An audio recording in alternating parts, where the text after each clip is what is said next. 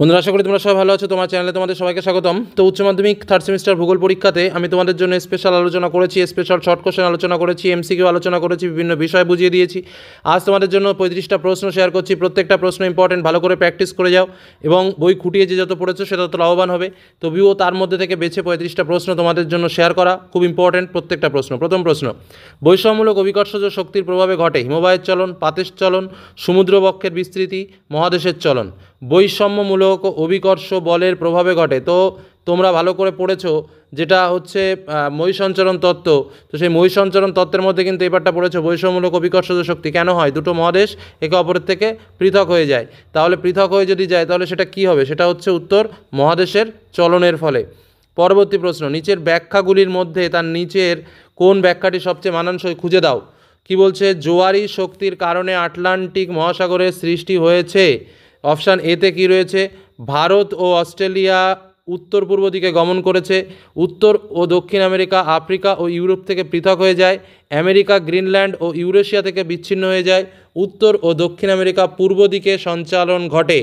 তাহলে কি বলেছে, ভারত ও অস্ট্রেলিয়া উত্তর পূর্ব দিকে গমন করে, উত্তর ও দক্ষিণ আমেরিকা আফ্রিকা ও ইউরোপ থেকে পৃথক হয়ে যায়, আমেরিকা গ্রিনল্যান্ড ইউরেশিয়া থেকে বিচ্ছিন্ন হয়ে যায়।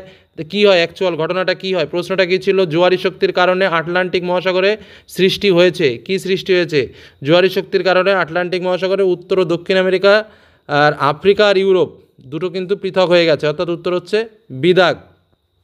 ভাদর জল কোন স্তরে দেখা যায়, অসম্পৃক্ত স্তর, অতি সম্পৃক্ত স্তর, সম্পৃক্ত স্তর নাকি সবকটি।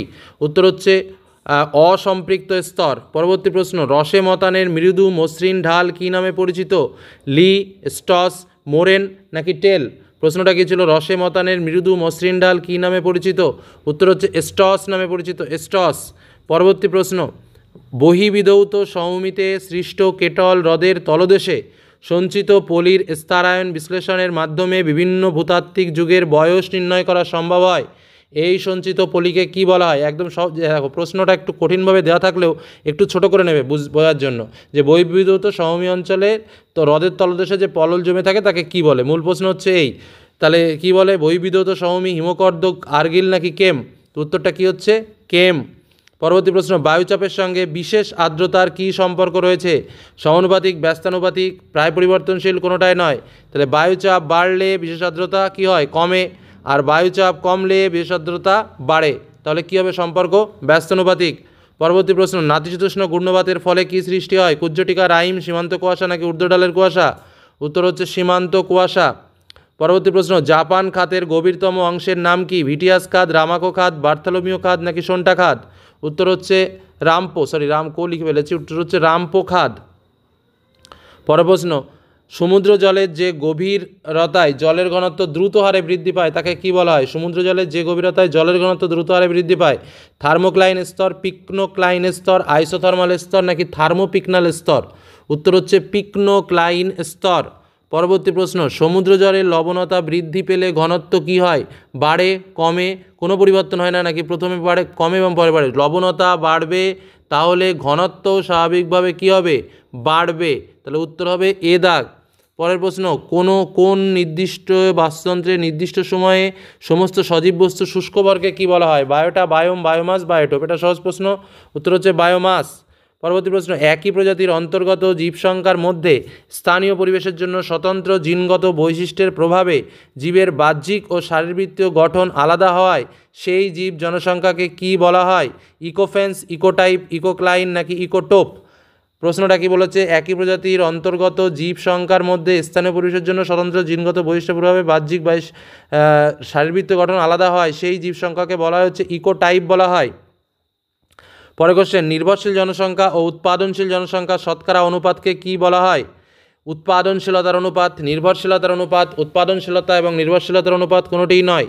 নির্ভরশীল জনসংখ্যা ও উৎপাদন জনসংখ্যা শতকরা অনুপাতকে বলা হয় নির্ভরশীলতার অনুপাত। পরবর্তী প্রশ্ন, বর্তমান প্রজনন হার সর্বনিম্ন কোন মহাদেশে, প্রজনন হার অর্থাৎ জন্মহার, আমেরিকা, আফ্রিকা, এশিয়া, ইউরোপ। উত্তর হচ্ছে ইউরোপ। পরবর্তী প্রশ্ন, গ্লোবাল সিটি বলতে কী বোঝায়, সর্বাপেক্ষা উন্নত প্রযুক্তি সম্পন্ন শহর, আন্তর্জাতিক সম্মেলন শহর, বিশ্ব অর্থনীতিতে প্রভাব বিস্তারকারী শহর নাকি সবগুলোই ঠিক। গ্লোবাল সিটি হচ্ছে বিশ্ব অর্থনীতিতে প্রভাব বিস্তারকারী শহর। পরবর্তী প্রশ্ন, হাইড্রোপনিক্স কি? হাইড্রোপনিক্স জলসেচ ব্যবস্থা, জল সংরক্ষণ পদ্ধতি, উদ্যান কৃষি নাকি কৃত্রিম জলাশয়? উত্তর হচ্ছে উদ্যান কৃষি। পরবর্তী প্রশ্ন, সেচ শোভিত জমির পরিমাণের বিচারে বিশ্বে ভারতের স্থান কততম?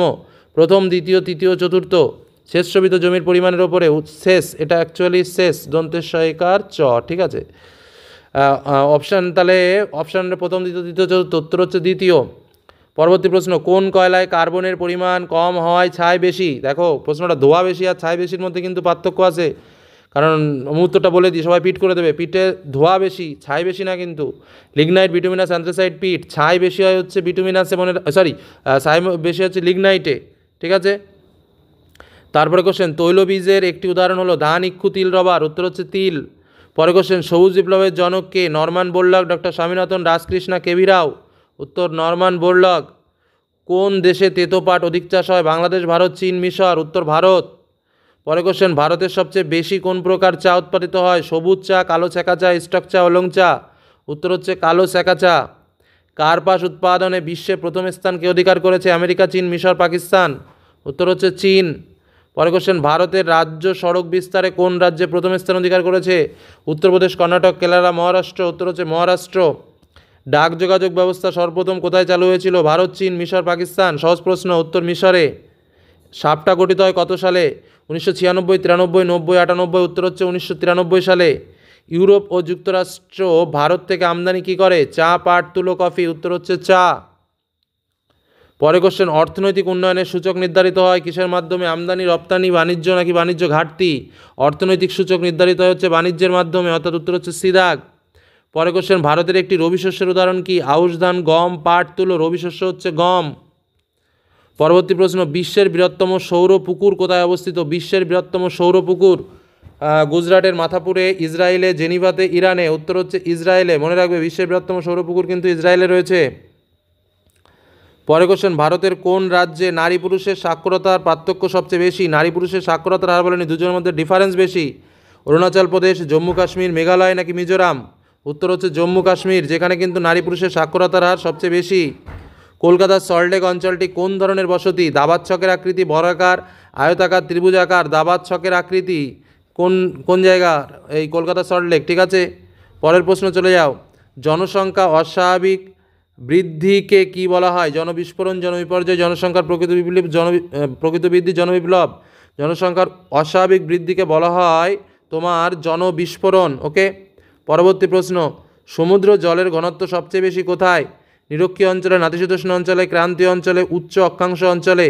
উত্তর হচ্ছে উচ্চ অক্ষাংশ অঞ্চলে। পরবর্তী প্রশ্ন চলে আসি, লাস্ট কোশ্চেন।